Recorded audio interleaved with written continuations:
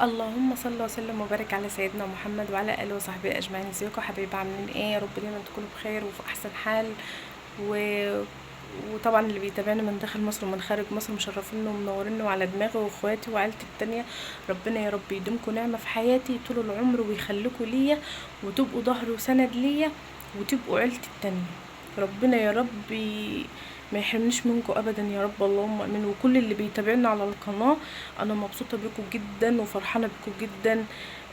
طبعا الناس الكويسة معايا اللي بيكتبوا كومنتات حلوة، سيبنا خالص من اللي بيكتب كومنتات سلبية، ملناش دعوة بيه، اركنوه على جنب.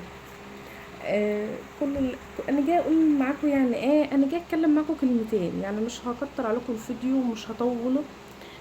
فكنت حابه ان انا اتكلم مع اخواتي واصحابي واهلي، كل اللي بيتابعني وبيتفرج عليا.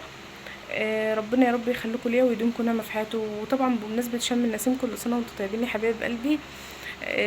اكتبوا لي بقى في الكومنتات، هتشموا النسيم فين؟ ولا هتبقوا في البيت زي حالاتي ولا تعملوا ايه؟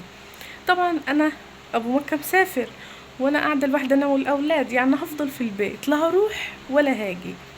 احنا والله مظلومين، يعني هقعد بين 4 حيطان.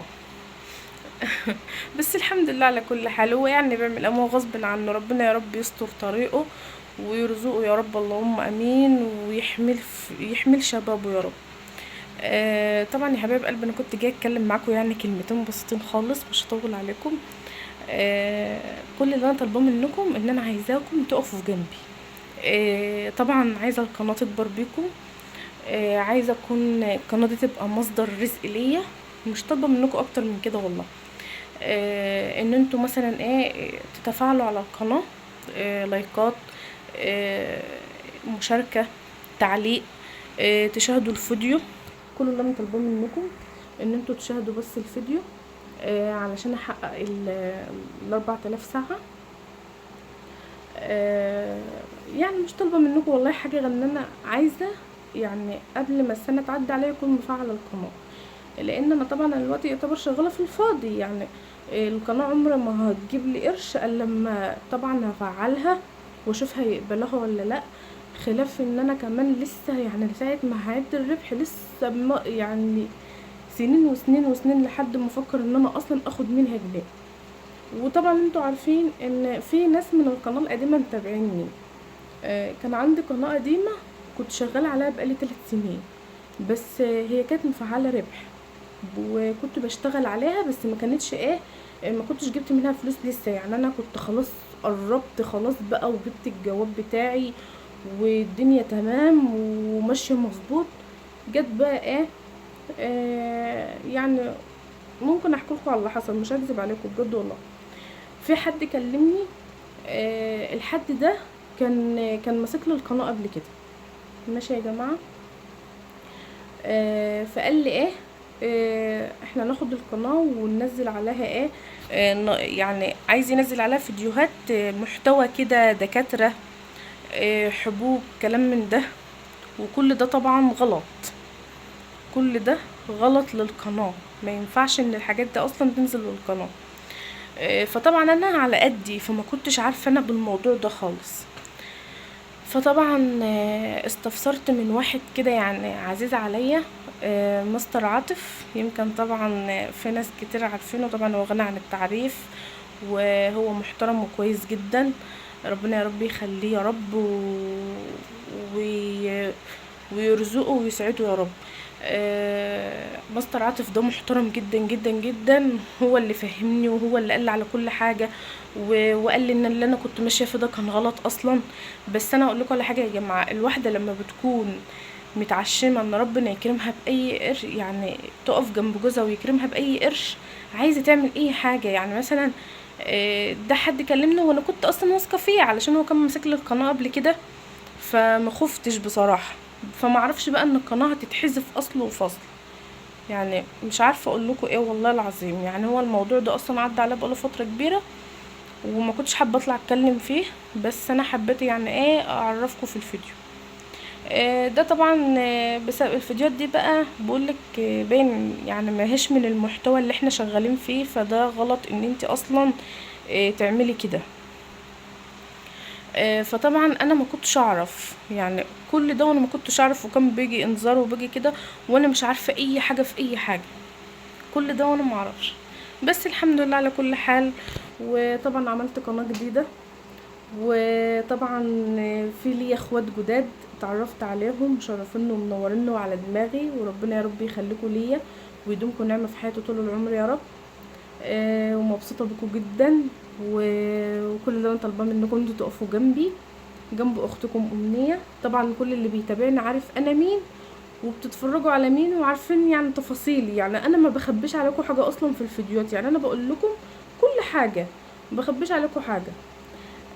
فكل اللي انا طالباه منكم حبايب قلبي، انا بصوا، انا قصتي كبيره جدا جدا جدا جدا جدا. يعني بصوا، انا ممكن اعمل فيديو احكي لكم من اول ما بدات حياتي لحد دلوقتي، من اول ما اتعرفت على ابو مكه لحد ما بدات دلوقتي.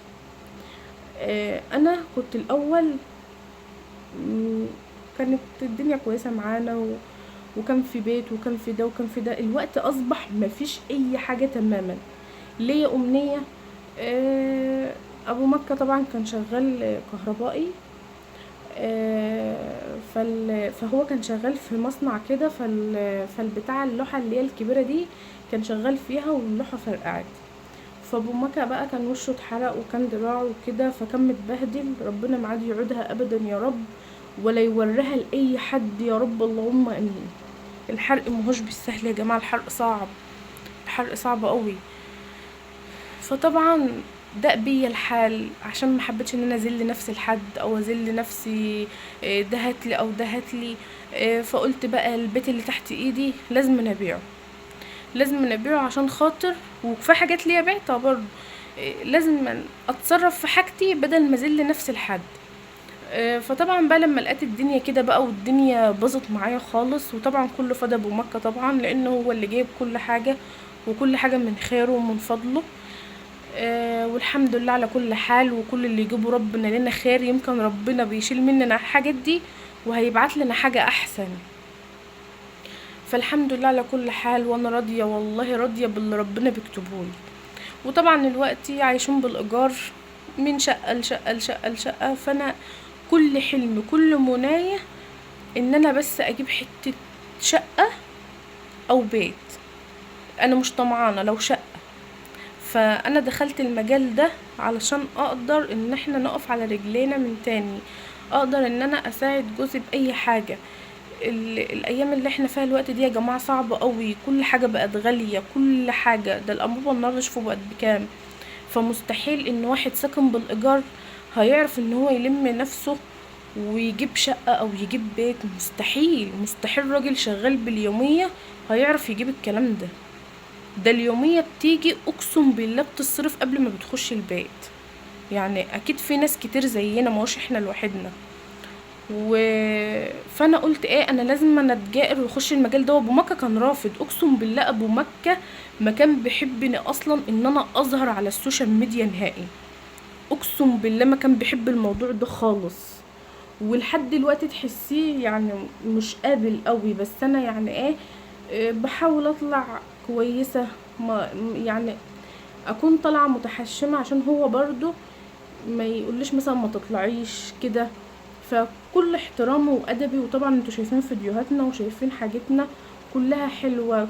بعمل طبخ، بعمل روتين، بعمل وصفات، فلوج مثلا، خرجت رحت عند ماما، خرجت رحت في اي حتة اتفسحنا كده، بصور لكم كل حاجة. وفي حاجات كوميدية بنزلها اللي هي اللرز الصغيرة.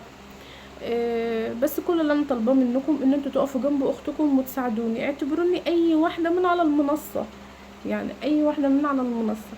فكل اللي انا طالباه منكم الدعم يا حبيب قلبي. والدعم بقى مش حاجة تانية، الدعم ان انتم يعني ايه، اشتراكاتكم للقناة، تفعلوا زر الجرس، تتفرجوا على الفيديو، تشاهدوا الفيديو، تعملوا لايك، تعملوا تعليق، تعملوا مشاركة للفيديو. مثلا عندك اخت، عندك بابا، عندك ماما، عندك اخواتك البنات، حبتيني، قولوا لهم ده فيه فلانة الفلانية قناتها حلوة، ادخلوا واتفرجوا عليها، قناتها جميلة. كده يعني بصوا انتوا بايدكم والله تعملوا كل حاجة.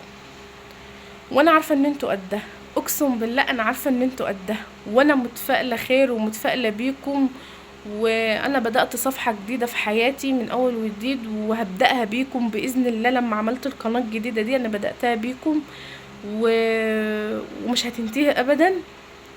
وهنبقى مع بعض العمر كله باذن الله. بس كل اللي انا طالباه منكم وبفضل ربنا يعني ان انتوا تشتركوا في القناه، اهم حاجه. وما تتفرجوا على الفيديو، اتفرجوا على الفيديو يعني ايه كامل، يعني ما تسبقوش، معلش، لحد بس ما احقق الشروط بس. فده كل اللي انا عايزه اقوله لكم يا حبايب قلبي. وطبعا الواحده لما تقف جنب جوزها وتساعده واشتغلت، انا حبيت ان انا اشتغل وانا في البيت جنب اولادي، لان انتوا عارفين الشغل بره اولادك هتتبهدل، بيتك هيتبهدل، ما انتش هتعرفي تاخدي بالك من مصالحك. الواحده اللي بتطلع تشتغل بره ديت يعني مش هتاخد بالها من اي حاجه، والدنيا هتبقى فوق دماغها متلتله. وابو مكة كان رافض ان انا اصلا اطلع اشتغل بره، فانا قلت له طب ما تيجي نعمل القناه ونشتغل عليها وانا في بيتي وجنب اولادي، وبطلع بكل احترام وادب. فين وفين لما كان اصلا يقتنع ان انا اعمل القناه دي، بس لحد ما دق بينا الحال وافقني. بس ده والله كان غصب عننا، ما هو بارادتنا اصلا. بس انا كأردت انا امنيه من اول ما انا عرفت السوشيال ميديا، كان نفسي ان انا اطلع اعمل قناه من 10 سنين فاتت. عارفين يعني ايه 10 سنين فاتت؟ يعني عمر. يعني لو انا كنت عملت القناه دي من 10 سنين كان زمانتني دلوقتي حاجه تانية. ورضيت بقضاء ربنا واللي جابه لينا وربنا لما بيحب عبد بيبتليه. ويمكن احنا الله اعلم، يمكن احنا حياتنا تتغير بعد كده، واحنا كده الحمد لله والله فضل ونعمة من عند ربنا. بس انا كل اللي انا بحلم بيه ان انا اقعد في حاجة ملكي. بصوا يا جماعة، الواحدة لما بتكون قاعدة في حتة ملك بتبقى حاجة تانية، بتبقى راحة نفسية. تعرفي تجيبي مثلا فراخ تربوها فوق، تعرفي تعملي حاجة. انما انت في بيت الناس ما بتاخديش راحتك. ولو دلقت ميه عملت اي حاجه الناس بتزعق كده. فالواحده بتحس ان هي مضغوطه في حاجات، فيها بتبقى مضغوطه. فده بيبقى غصب عن الواحده مش بارادتها. فالواحده طبعا لما بيكون لها بيت كده مملكتها كده بتبقى حاجه تانية. ويا رب يا رب يا رب يكرمني ويرزقني ويرزق كل انسان بيتمنى اي حاجه بيتمناها، واي حد بيتفرج عليا ربنا يا رب بيتمنى الذريه الصالحه، ربنا يا رب يرزقكم بالذريه الصالحه عاجله ام اجله، يا رب اللهم امين. واي حد بيتمنى اي حاجه ربنا يحققها له يا رب، ويحقق لي حلمي. انا بحلم بقالي سنين بحلم ان انا اقدر اقف على رجلي، اقدر اعمل لنفسي مستقبل واعمل لاولادي مستقبل، اقدر ان انا اقف على رجلي واشتغل بمجهودي. وواحدة برضو لما بتعتمد على نفسها وبتشتغل وكده بتبقى حاجة تانية. يعني انا عايزة اعتبركم عيلتي التانية، ما عديش يوم الا لما اصور لكم انا قضيت ايه في يومي وعملت ايه وكده، اصور لكم كل حاجة. وصدقوني لو انتوا شجعتوني باذن الله هنبقى كويسين قوي مع بعض. اقسم بالله لو شجعتوني هنزل لكم فيديوهات جميله جدا وفيها طاقه ايجابيه وهتحبوها جدا جدا جدا صدقوني. وطبعا اللي بيتفرجوا عليا لو في مثلا فيديوهات حابين ان احنا نعملها انا وابو مكة او انا والاولاد، يعني مقالب حاجات كده من بتاعتكم الحلوه كده، يعني فكروا لي في افكار فيديوهات انتوا بتحبوها وانا اعملها لكم والله. فطبعا انا عارفه ان انا طولت عليكم. ما تنسوش بقى تحطوا اللايك، تشتركوا في القناه وتفعلوا زر الجرس عشان يوصل لكم كل جديد. ويا رب اكون عند حسن ظنكم، ويا رب فيديوهاتي تكون بتعجبكم يا حبايب قلبي. وطبعا بحبكم حبايب قلبي، ربنا يا رب يخليكم ليا. يلا باي.